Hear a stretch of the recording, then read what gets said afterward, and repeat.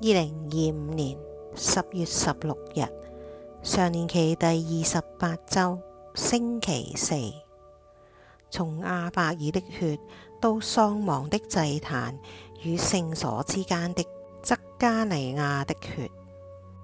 喺我哋去聖地朝聖嘅旅途中，我哋嘅嚮導中有一個係科普特基督徒。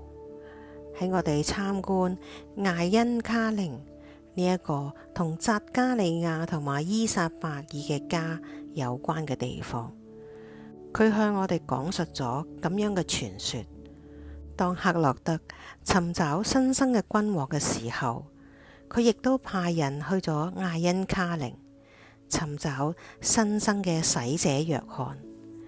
傳說呢一座山一分為二，打開咗一個洞穴，依撒伯爾同嬰孩若翰就匿埋喺裏邊，匝加利亞就逃走咗。人們追趕佢哋，直到去到耶路撒冷聖殿嗰度揾到佢。之後，人們就喺祭壇同埋聖所中間殺害咗佢。從亞伯爾的血到喪亡在祭壇與聖所之間的則加利亞的血。路加福音11章51節。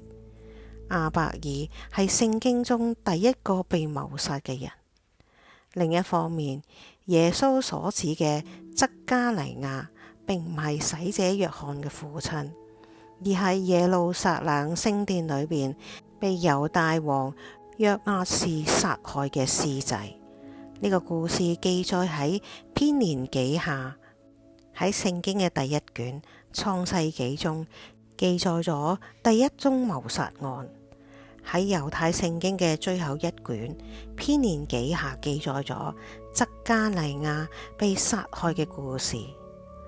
兩宗謀殺都被造成咗悲慘嘅後果。殺害弟弟亞伯爾嘅加音被趕出咗上主嘅面前，則加利亞就被殺害後冇幾耐，整個民族都被趕出咗上主嘅面前，從聖地被流放到巴比倫。嗰個時候，耶路撒冷同埋聖殿都被摧毀咗。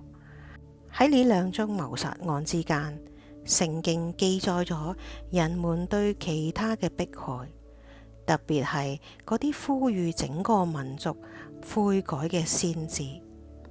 不幸嘅係，對上主使者嘅迫害並冇就咁樣結束。洗者若翰嘅父親匝加利亞嘅慘死，係我哋從科普特兄弟嗰一度聽到嘅。也許呢個只係一個傳說，但係每一個傳說都係基於事實衍生出嚟。耶穌嗰個時代嘅人，尤其係佢哋嘅領導者，持續不斷咁樣迫害同埋殺害嗰啲被天主派遣到佢哋身邊嘅人。洗者若翰被黑落德嘅兒子殺害。耶穌被司祭長、法學士同埋法利賽人喺公議會判處死刑。此外，喺宗徒大事錄中，亦都記載咗12宗徒之一嘅雅各伯，同埋初期教會7個執事之一嘅聖斯德望被人殺害。漢字我由2個部分組成，手同埋窩，或者喺不知不覺中，嗰啲設計呢個字嘅人知道我哋人性嘅暴力，佢哋係有禍嘅，我哋亦都有禍。從呢一種暴力循環中得救嘅唯一方法就係悔改。我哋需要由敬畏自己轉向敬畏天主，擁抱福音嘅教導，像愛自己一樣愛別人，係我哋所有唯一嘅出路。